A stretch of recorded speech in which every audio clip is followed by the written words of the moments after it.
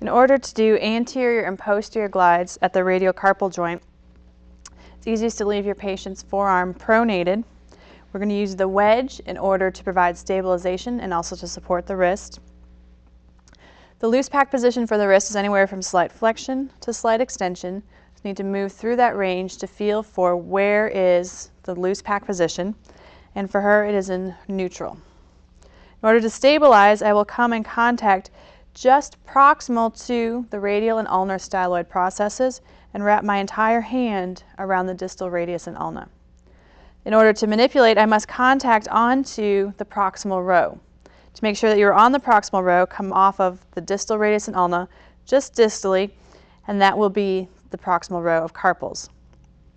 From here, I will contact and hold that proximal row with my left hand, and I will hold the distal radius and ulna with my right hand. I will bunch up some skin, and from here, in order to keep my direction of force with my forearm, I will be angled down towards the table, as the radius is my concave surface, and I will press volar or palmar, which is the same thing as anterior.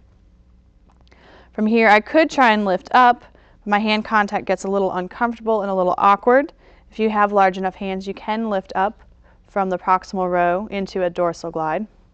But what is easier to do a dorsal glide is to supinate the forearm, abduct her arm just slightly so that I can get her into enough supination. And then from here, my stabilization remains the same around the distal end of the radius and ulna. My manipulating hand contact is still the same onto the proximal carpal row. From here, in order to get my direction of force sufficient, I need to lean in and press dorsal. My other option, in order to get a correct direction of force, is to come behind the patient.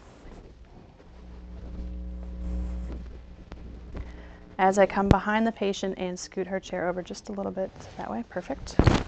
I can now lean in, still provide my stabilization, and get a much better direction of force, which is a little bit easier on my body mechanics.